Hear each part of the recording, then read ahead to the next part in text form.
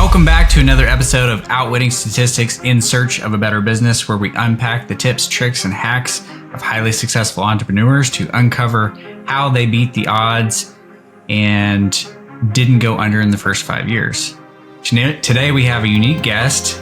We're joined by Hayden Cherry, who is 27 years old and for all intents and purposes is officially retired. So he's run the entire gambit and also escaped the rat race, made it to the promised land, if you will. So I'm going to turn it over to him for a second to kind of fill you in on who he is and what he's done in the past. And then we'll jump into the questions and start unpacking some things. Yeah, so I found my success in the marketing world, similar to Kraig. I focus first on promotional products, custom t-shirts, hats, pens, kind of all that cheesy stuff that goes in your junk drawer that sometimes you love, sometimes you don't.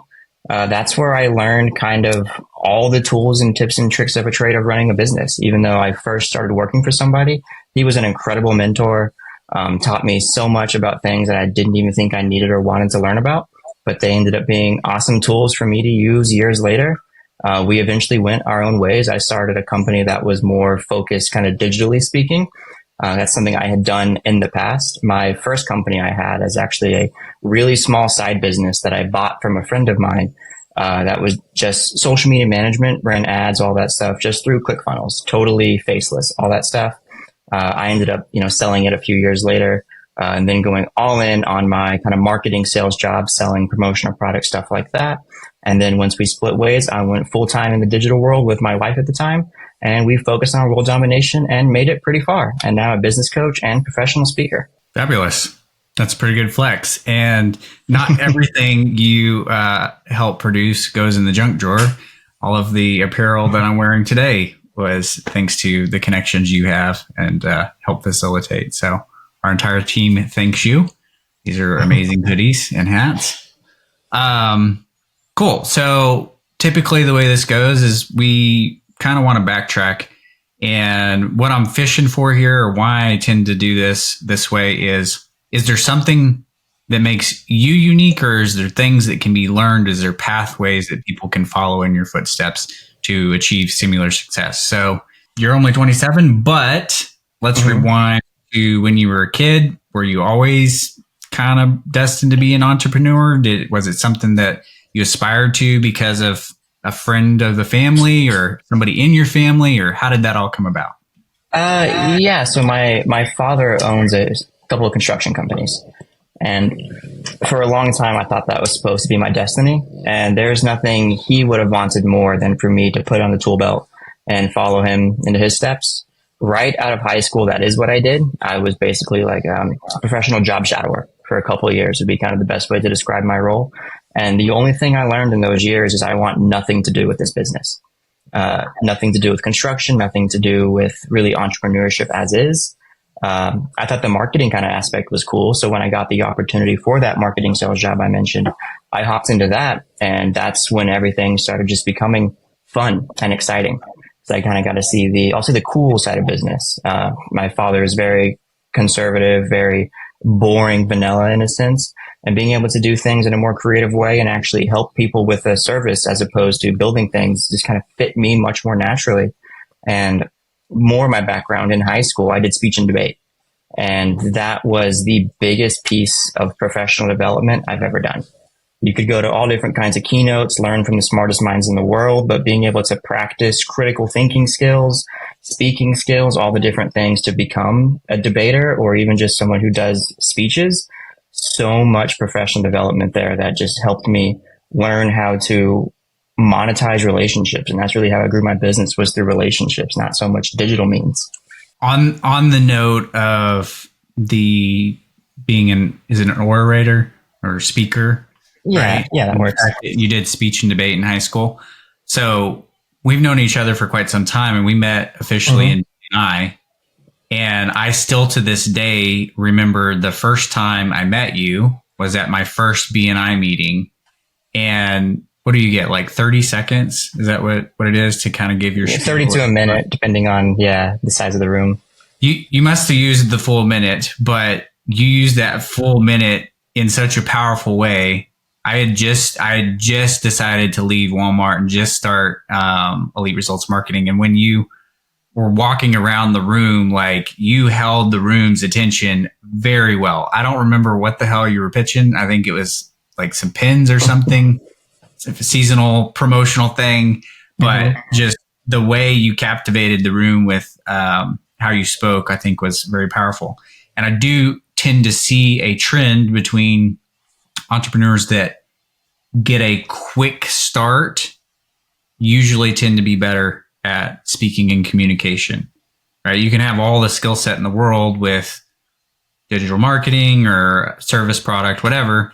But if you're not able to convey that value to people and like you said, nurture those relationships, I think that's where a lot of people get stumped. So do you think people should invest in getting a coach on speaking, or maybe we've got some younger viewers that maybe they should do speech and debate, or what are your thoughts on that? You can. There are some skills you can learn, and some you just got to get it.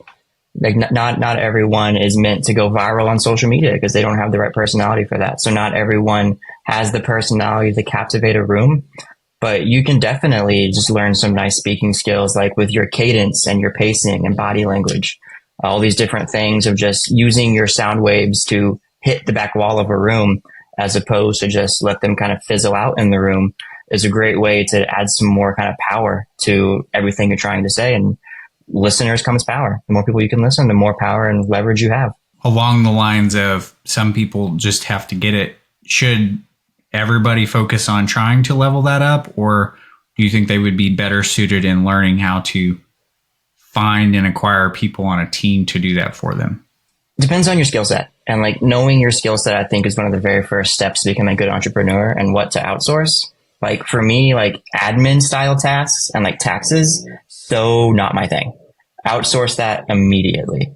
If kind of being an outgoing person is not your thing, let's look into outsourcing that and maybe find somebody on a sales team. Even if it's a commission only style role, you may have a lot of turnover there for a while, but getting outgoing people to do some things that are, more outgoing may be more beneficial for your business as opposed to forcing yourself into a box that doesn't fit. Like the theme of this podcast is why businesses fail in the first, 2 years, 5 years. And a lot of that reasons are you as a business owner try to wear all the hats at once, the CEO hat, the marketing hat, the accountant. And when the lights go down, you're still the janitor. And when you're trying to fit yourself into all these boxes that don't fit you, you get burnt out so incredibly quickly, even if you don't mean to, even if you started your business because you love this industry that you're in, but you don't love taxes. You don't love cleaning up your office, and you don't love speaking maybe. So if you keep forcing yourself to do things you don't love just because you think you have to, is a very quick way to hate your business and hate entrepreneurship. I think you keyed in on the secret right there. And I'm going to reframe it into a word, but it's self-awareness. Do you disagree? Yeah, no, that's 100% it. 100%. So if self-awareness is key to being able to understand where you're successful, what you should be doing, what you should be outsourcing or finding resources for, how do you personally view you should go about that self-discovery process or building that self-awareness? What makes you happy? Like when you're going to bed as an entrepreneur, you're probably thinking about your business. What tasks are you thinking about? What are you excited about? Do those tasks. And then the tasks that are maybe on your calendar or your task list and you keep procrastinating or pushing them off, tasks that stress you out, that's what you outsource. You do the things that make you happy, and then you solve the problems with somebody else for the tasks that you don't. So that solves for the immediate ones that you know about, but I've also come across or seen sometimes people don't know that they need a particular role or asset or resource. So how would they go about discovering those without just bumping along in the dark, if you will? I almost think you have to bump along in the dark, and you have to be willing to fail and get up, because the more that you forecast and try to plan for everything in your business with all these different processes and procedures and just forecasting, the less that you're actually doing your business. And when you're a small business owner, you don't have a lot of time to always work on tomorrow when today is so pressing. So gain the trait of being resilient to where you can fail gracefully and fail quickly and then be able to solve it even faster, as opposed to trying to solve everything before it even gets here. And as a business coach, that's one of the problems that I kind of help unsolve, in a sense, is people have all these different processes and procedures and like manuals for the company when they don't even have a staff yet, stuff along those lines. They're so future prepared when they don't even realize what they're preparing for. And odds are, no matter how planned out you are, once the moment gets here, you'll realize your plan didn't work the way you think it did, and you're back on the drawing board. Everybody's got a plan until they get punched in the mouth. Mm-hmm. No, you keyed in on that perfectly, and you have interesting timing. I just coached somebody on this very thing. We hired an external agency to come in. I've been rather busy, and I've hired them to come in and do hiring for our ads team. And I'm getting him familiar with our processes and systems. And our intention is to actually build out a very elaborate organizational structure and processes, SOPs, and systems around that arm of our team. And he's been assigned just to go start hiring for the lowest level tech. And he came back to me and he was like, hey, so I was thinking we probably need an account manager, and I wanted to figure out like what kind of budget we need for that, and what kind of credential roles you need. Like, we need to put together a job description for this role. And I was like, no, we don't. And he's like, well, we're going to for sure need somebody to account manage this tech later. And I'm like, yeah, you're absolutely right. And that's where the buck stops on what we're going to do thinking wise there, because until we flesh out who this tech is and what their capabilities are and what their job roles are, we have zero clue who needs to be hired to come in and manage them. And so any energy we put into this right now is going to be wasted because it's probably going to change down. So precisely spot on with what you said. Talk to me more about the coaching and consultant that you do. I work with 3 nonprofits. EIFL, which is the Institute for Entrepreneurial Leadership. It's the Verizon Small Business Initiative. It's their nonprofit, so it's a wing of Verizon. So if you're a Verizon customer, you can sign up through your Verizon business platform and get a discount on your Verizon bill if you work with any of their coaches, just to make sure you're ensuring that your business is successful. Because the longer you're in business, the more money goes to Verizon, as long as you're a Verizon customer. So that's kind of their own way of investing in their audience. The next one is Hello Alice. They're a larger nonprofit that does a lot of kind of grants and different kind of funding or interest-free loans for businesses. And the last one is SCORE. SCORE is a local kind of chapter-based nonprofit where you can talk to, I'd say, niche experts for all different kinds of topics. You have an issue, you go to score.org, whatever, and say, I need help with XYZ, and you'll get paired with somebody XYZ, and you'll get help totally free of charge. Okay. So you're a coach or consultant through these platforms. And so they bring you people looking for your skill sets to help come solve problems. Is that right? Yep. That's exactly how it works. Either they have an audience that is interested in a certain topic, and I'll go and speak like a keynote presentation style. Or if it's a coaching thing, it'll be a one-on-one or sometimes small group situation kind of narrated by me. Very interesting. So you're uniquely postured here because you get to encounter many different walks and help many different people that not only are entrepreneurs, but are struggling and need help. Do you find any common threads between those that you have anything that would be valuable to share back to the audience? I think one of the things that is it's such a diverse audience. One of the things that I've kind of learned myself to help coach better is there's different definitions of success.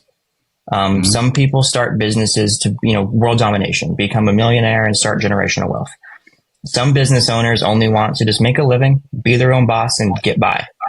And another business owner may intend to fail because they just want a part-time business for 5, 6, 7 years, and then they're going to quit because maybe they wanted to focus on being a stay-at-home parent, but have a really flexible income for a couple of years. When their child is more independent, they'll go back into the workforce.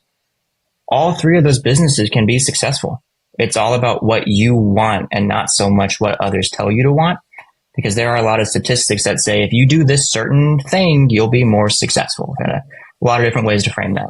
And then they go do this thing trying to be more successful, but it doesn't exactly work out for them because it may not align with their goals. And I would wager if you were to ask the people that were polled in this statistic that we're referencing, it may not have worked as great for them as they intended, but it was still a success by certain measurables, because marketing companies can set up statistics to say it was successful because we provided ABC, but the business owner's expectation may have been XYZ. Still by definition success, but didn't quite meet their goals. So where I'm going with this is set up your own goals and be your own definer of success, and don't let others sway you kind of one way or another, because you're going to figure it out as long as you keep moving forward. That's a very interesting piece of advice in the world that we live in, because there are so many voices tugging at us, telling us this is how you should do this. This is the morning routine you should follow. Others say don't follow a morning routine at all. Some of them say you need to outsource this thing or not outsource this thing. There's varied opinions across the board. Typically, everybody that's relaying this information has some amount of success, or they wouldn't have a platform to speak with. And so I think you're right. It does have to be your own definition of success, which is funny because it leads us right back to self-awareness. Every time. Some of the entrepreneurs that I've encountered, and I'm curious if you had similar, have never really sat down and defined why the hell they started a business. They felt like they were supposed to. They jumped ship, left a job, or maybe they never went into the workforce. They started a business, and here they are. And you ask them, what's your why? What is your purpose? What are you wanting to accomplish? I don't know. It seemed cool. I don't know. What would you recommend as an exercise, we'll call it, to kind of drill down and get to what that root is? I think it kind of goes to something I was saying earlier of get rid of the tasks you don't enjoy doing and start to love your business again, even if you're afraid it's going to cost you money in the short term. Once you find out kind of why you love your business or what you love about your business, it's going to help with kind of the self-awareness factor. And it can also be some long-term development. One of the best words a business owner can use is the word no. When you're getting sold something or when someone's working with you, just being able to say no is great. So almost every entrepreneur I know either has something on their computer or something on their desk that is a list of ideas that may sound incredibly promising, but if we're being self-aware with ourselves, we're never going to do those ideas. They're pipe dreams, and all that they're doing is stressing us out every time we look at them. So start crossing off those ideas and start just executing on what already gets executed on, and become more efficient and start saying no to all of these kind of random ideas. And if you only want to work 40 hours a week, only work 40 hours a week. Because when you're your own boss for the first time, it becomes really easy to start at 30 or 40 and then go to 50 when you need to, and then go to 60, 70, and then 80. And now you're so overworked, you've become incredibly unproductive that you're not getting anything done, even though you're working 80 hours a week. So set some work limits to yourself as if you had a manager, as if you had a boss. That way you're staying productive. And the best way to start working less is learn the power of no and start saying no to all this extra stuff. And that's going to give you so much more time for things that are important in your life outside of business. And a good work-life balance is so much more important than getting a few more tasks done a week. I think that the entrepreneurs that are going to struggle and are probably on the cusp of hitting that statistic that we're trying to eliminate here have a tendency to gravitate towards shiny objects and are masters at creating distractions for themselves. You can ask almost any entrepreneur, the ones that are struggling specifically, and you ask them, how's it going? And they're like, I'm busy. What are you busy with? I'm just busy. I'm busy. Yeah. Busy. Okay. With what? And they can't really define that, ironically, or they'll throw some things out and you're like, well, how does that relate to like what you're trying to accomplish? But so I told you before we got on here that I'm also starting a coaching program, and the mentor that's pushing me to do that was working through this concept with me. I think that all, again, lines up with this self-awareness piece, and that they lack a true understanding of where or what the goal or intention was to begin with. And so because there's a space, they fill it with something so as not to feel that they are doing nothing. And I think it was last night I made a Facebook post There's just a simple quote, and the quote is something along the lines of basically this busy work that you're doing makes you feel like you're being productive, but it's probably wasted energy, and it'd be better to be still. I actually find the last time I saw you, we were in front of the place that I practice jujitsu. I find a lot of parallels in between that. So whenever I don't know how to get out of, a choke or whatever, I'm still until I've thought through where I need to go. Cause any exertion of energy is just use of oxygen that's going to get me to tap. And I think it works similarly. So there's this struggle that response for these entrepreneurs that they need to fill their time with something to feel that they're being productive. But if they would just be still for a second and be more self-reflective, which seems counterproductive at the moment or in the moment. What are your thoughts on that concept? This is I didn't expect to go down that path, but it's a very vague idea that I'm playing with right now, trying to figure out how to formulate it. So maybe we can bounce off each other here and figure this out. I think even the idea of just having a hobby in general is a great way to start practicing productivity when it matters and getting away from what I think is a super toxic hustle culture. Like when I was first like a young entrepreneur, I wanted to be busy for the sake of being busy because all the people that I met with and kind of idolized in the local business scale, they were always busy. So I want to be busy too. I want to be the busiest one because being busy means wealth, right? Being busy means you're awesome, but that's not exactly true. As a matter of fact, being busy sucks. Being busy is annoying because you don't have time to hang out with your family. You don't have time to watch Netflix even. So find a hobby. And even if it's not something super cool and outgoing, like a martial art, maybe it's just a Netflix show at first. Find something on Netflix that you can binge watch that gets you away from your desk at 5 or 6 p.m. That way you can start just unwinding and focusing on you. And some kind of hobby is going to give you so much more just flexibility and freedom to breathe and find inspiration again. More often than not, the least inspiring place an entrepreneur can be is at their computer, at their desk. Very, very true. Very true. And when he says desk, like that's a reference to digital marketers, but that could apply to any business owner and like whatever, maybe it's on a job site or, behind the counter at the shop or whatever the heck it is. I try to draw common threads between these interviews, and I want to key in on something else that you mentioned at the beginning. You indicated that you had a mentor that taught you a lot in the beginning. Can you share or elaborate on some of what he shared that you felt like was helpful in your journey? He was the owner of the company that I did promotional products through. It's hard for me to think of a single lesson, but it was just, he cared. He called every single day to check in. He was always so quick to solve problems. He was truly investing in the people around him. And just things like that. Like even that has shaped me kind of the way I am for how much I want to pour into others. Because it's part of a love language to show that you appreciate somebody just by investing in them. But it's just so great to be flexible with them because he also never told me what to do. He never said, oh, you're stuck. You do this. Problem solved. It was always a guided process. And as things kind of developed, it got turned into a self-guided process that he could kind of just watch and observe. And just, I would say being present and caring was probably the most important thing that kind of any mentor could do. Because a mentor doesn't need to be smarter than you at all. Sometimes a mentor is just someone to bounce ideas off of. And a mentor doesn't even need to be in your space or in your business kind of parallel, anything like that. They can be totally unrelated. Sometimes it's just someone to speak to and unwind with, something like that. Could be anyone. How did you connect with him? Was it just through getting the offer to work underneath him, or how did you approach paintball, actually? So before I did all this, I traveled the country playing paintball at a pretty high competitive level, and he was on my team, and we had become friends over that. He kind of knew my skill set because I guess I ran the paintball program that we did, so he knew what I was capable of. He knew that I was wanting to move to the area he wanted to expand to. So he said, I have an idea. What do you think? Let's try it. And we did. And it was the best decision I ever made. You mentioned that your dad wanted you to go into construction. I think that may kind of be what my dad wanted as well. We share that in common.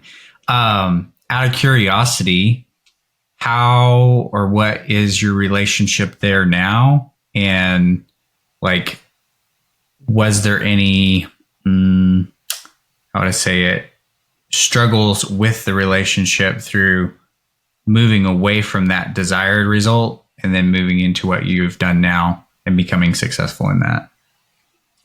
I'll say the first probably 20-ish years of our relationship, very rough, very distant, very cold. But once I finally kind of, I guess, got free in a sense, it became much warmer and much better. He wasn't as disappointed in me as I thought he would be. I would still say I don't think he's proud of what I've become, as strange as that sounds, but I think it's primarily because he doesn't understand what I do. His world is very much black and white. You know, you clock in 40 hours a week, you get your paycheck, whether you're a business owner or not, and then you go home. The work from home style, work from a computer style, it just, he's in his 70s or very close to his 70s. So he just simply doesn't understand that. A Facebook page is very out of this world for him. He's new to Facebook. He's that like embarrassing family member you have that shares all the embarrassing stuff. So he's in that stage of Facebook. So that kind of shows a lot of his digital awareness. Mm-hmm. But yeah, I'd say it's a lot better than it used to be. Did that create any boundaries or barriers? I guess what I'm digging for or asking about is, I know I personally and other people that I've communicated to have had, call it mental blocks or things that have felt like they've been held back by these relationships, and sometimes having to create distance there or space there, if you will, in order to move into a new position or security or comfort level with what you're doing before you can bring them back. No, I really don't think so. And I think a lot of it was probably because I had a great relationship with my mother.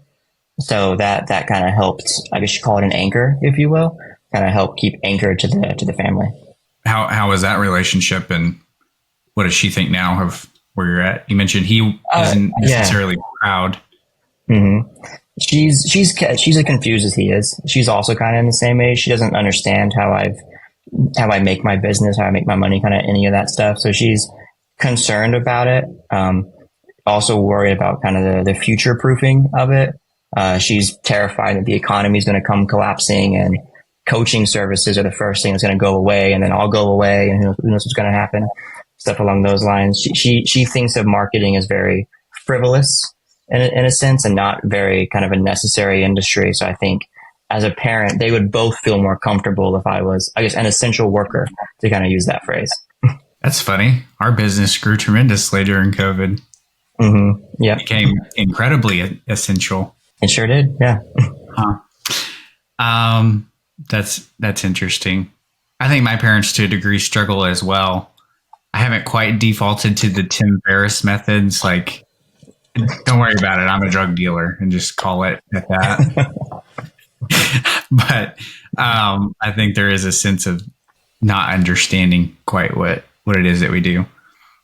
For myself, they're both very interested and want to be involved, but there's a limitation on how far their knowledge set goes. So Dad would try to coach me on, oh, you should do this or that. And it's like, well, you never ran big teams or did any of this stuff. Yeah.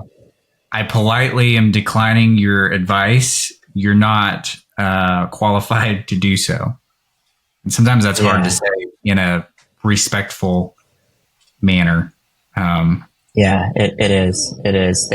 My parents are definitely more comfortable when I was employed, and when I played paintball, even because I had, like an actual income that I could guarantee coming from that, as opposed to having to make my own income. You've reached an interesting position. I've not interviewed anybody that's retired yet, although I have another one scheduled. He just sold a business that we helped him set up, and I think he's pretty well retiring at this point.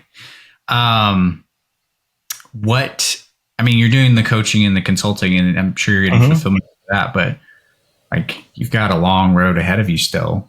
There's a lot of years to go, unless you pick up some like really dangerous habits of like swimming with sharks and jumping out of planes or something like that. So what do you plan to like fill your time with? Or is it that? I spend 10, 12 hours a week doing coaching or traveling around for speaking events.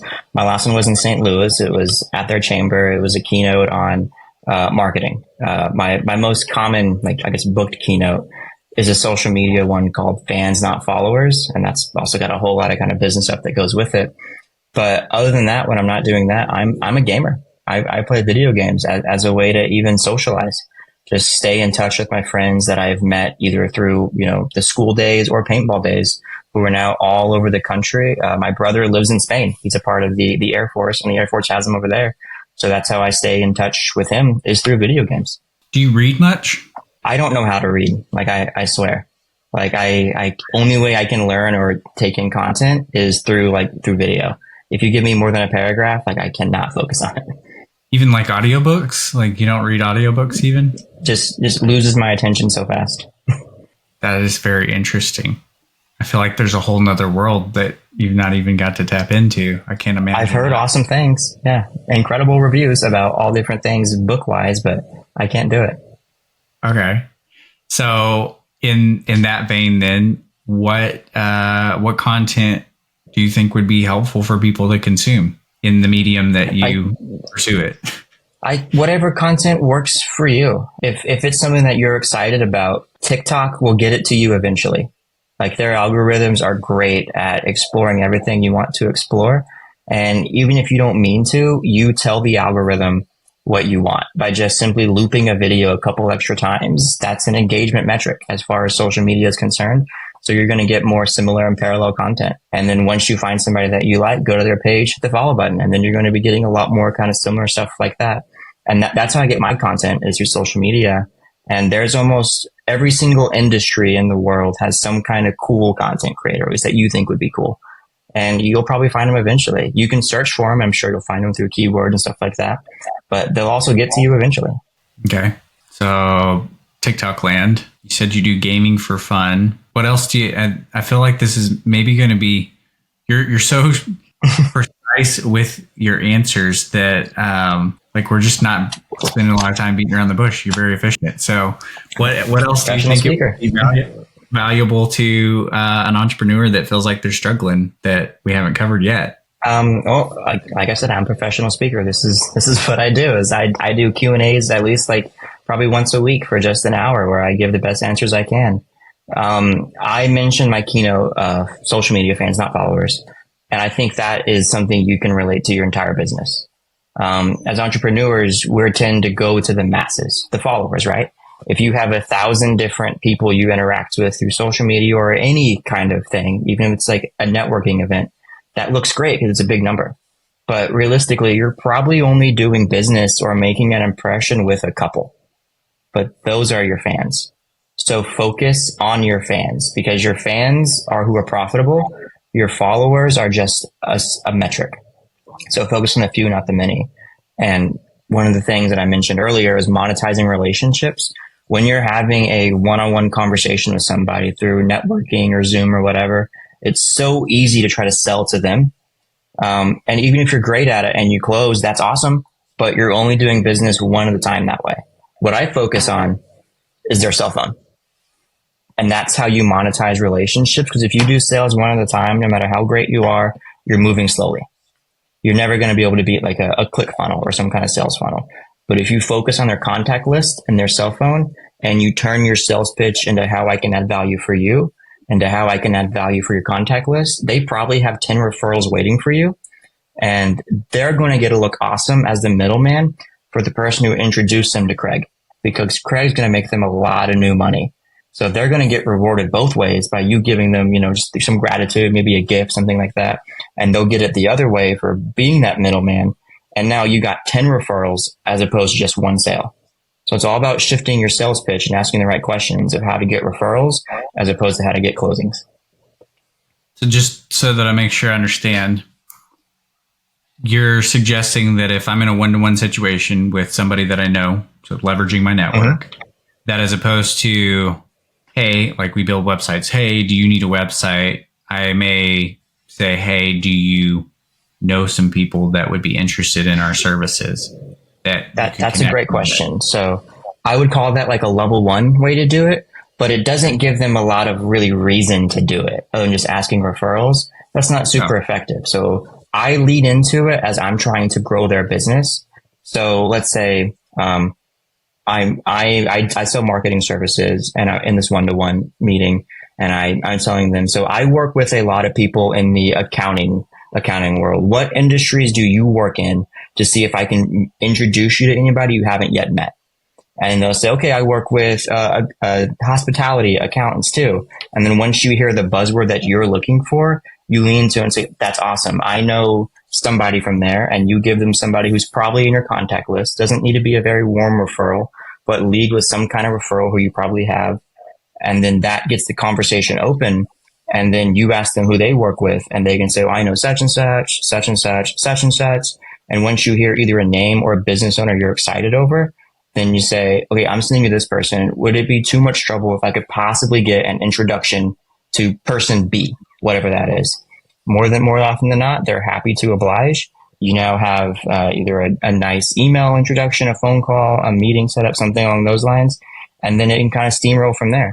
Once that introduction is set up, odds are that that person you just met probably also knows 3 or 4 people you can be referred to, and kind of keep moving it that way. And that was the way I grew my business, was through monetizing relationships and meeting the right people. Because when it comes to business models, you can grow outwards and kind of have a little bit of things everywhere, making a good amount of money still, or you can be excellent at one particular vertical. And I decided to go up, not out. And it was through relationships. So you turn it into kind of a swap of referrals. So there's we'll call it bait. It's not really the right word, but a bait. Sure, it works. I have an opportunity for you. Let me share that opportunity, which greases the wheels or opens the doors to, do you have any opportunities for me? Is that right? Mm-hmm. Yeah, it was. We mentioned we mentioned B&I earlier, and their motto is givers gain. And I'm a huge believer in it. The more you can give to your referral partners, almost always the more you get. So every time you meet an introduction, even if they really can't help you yet, which is possible, that happens, if you can still introduce them to somebody, it doesn't always need to be that direct person getting a benefit for it to come around to you. Because you might bring them to somebody you met 2 months ago, and then now they remember that you exist, and they have met someone in the meantime who'd be a great fit for you. It's all about providing value to other business owners through business owners, or in this case, could be salespeople or just entrepreneurs in general. But it's a great way to start a conversation, because at networking events, so often conversation are, hey, how you doing? Here's my little elevator pitch. It's real surface level. No one gets deep. But if you're able to say, hey, Kraig, I just met this person 2 minutes ago. They blew me away. And I thought of you absolutely immediately. You have to meet them. Not only are you probably thankful for me for thinking of you and introducing you to somebody, but now the two of you get to have a more meaningful conversation about something other than just the surface level nonsense. And what I'll probably do the very next day is text you and follow up and say, hey, I introduced you to so-and-so. How did that go? I think it's kind of rocking and rolling. And then from that point, I have the opportunity to say, how have you been? All that stuff. You met anybody new and cool recently? Stuff along those lines. And there's that conversation again for you to lean into and get your own referral out of it. So I struggled with the concept or idea of BNI back when I was still in it. I am reconsidering it now that maybe it was because I had an impaired learning curve on my communication skill set. I would venture to say that going back into BNI now would be a much different experience for me than it was when I started. I had a problem with sales and communication. So I'm almost tempted to just go jump back in BNI just to see, to test that theory at this point. I think if you're a small business owner looking to make a leap, BNI can be a great investment if you truly get everything out of it. Just joining won't make you any money necessarily. You have to truly invest in it. And because it's an investment of time more so than money when you start really growing, that's why not too many super large businesses are in it.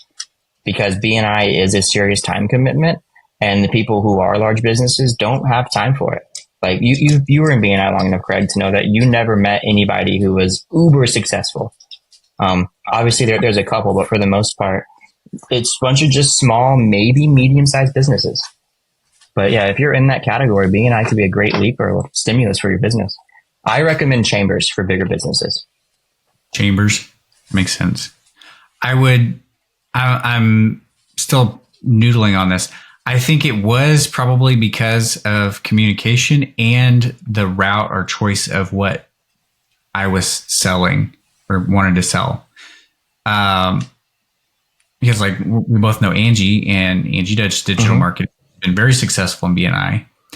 And my theory back when I stopped going was a lot of these people are coming to BNI to avoid digital marketing. I'm realizing it may have to do more with that I was selling SEO, which feels most of the time it's explained in such a way that people feel like you're selling them air. They don't know what the hell you're selling. And so unless you have a sophisticated way of communicating that, because that's what changed in our business and why we took off, was whenever I realized a way to compress this down into a modality that could be easily understood by anybody off the street. Doesn't matter if you're, guy that does roofing or pest control or store shop owner, doesn't matter. I can make you understand how the Google algorithm works in simple terms that, even children can understand. So I think I just disproved my theory that it was to avoid digital marketing. It was my fault. I wasn't good at communicating. It could be, yeah. And like the advice that I give for speaking at a networking event, whether it be your 10-minute presentation or a 30-second elevator pitch, don't speak to the room or don't sell to the room, sell through the room. If there are 30 people in the room, you can maybe speak to 30 of them, assuming they're listening. They probably aren't all, but they all have cell phones. And if you think of 10 people in each contact list, that room is now 300 people. So really focus on referrals, and BNI tracks a bunch of different stats. The most stat always important to me was referrals given, because the more that I was giving, I was legitimately always getting. Giver's gain. Yeah. There it is. Yeah. Right on. I think you've shared some very insightful stuff. Again, you're very concise. And so this is a much shorter episode, but I'm still super appreciative that you came on, and it's helped me kind of work through even some of the, like I said, this previous notion that I had around BNI. I think I may start recommending BNI to people more frequently now. I've always seen that it worked for like service-based businesses. Obviously, John does really well in BNI. Yeah. He's done really well in BNI. Aubrey He's did the biggest well one in BNI. I know of, honestly, I can think of. Well, I appreciate you coming on, man. And do you have anything else you'd like to say or share before we hop off? And is there a way that people could connect or communicate with you if they wanted to get more from you? Yeah. I would say if we're leaving with networking, consider chambers as well. A lot more flexibility with chambers of commerce, and a fact that confuses some people: just because your business is registered in this city, you can join chambers all over the country. Definitely look into kind of suburbs and stuff like that. Like I'm from the Little Rock area. The Little Rock Chamber is good, but the North Little Rock Chamber, phenomenal chamber. So visit a few if you want to. They're a lot cheaper than BNI, and the events are super flexible, so you can make it work when it works for you. Getting in touch with me is probably the best way to do it. Really is through email. I don't have a website or any kind of fun landing page anymore. So if you want to put that in the description, something like that, or you could find me on some kind of social media channel. My name is Hayden Cherry, and there aren't too many of them out there.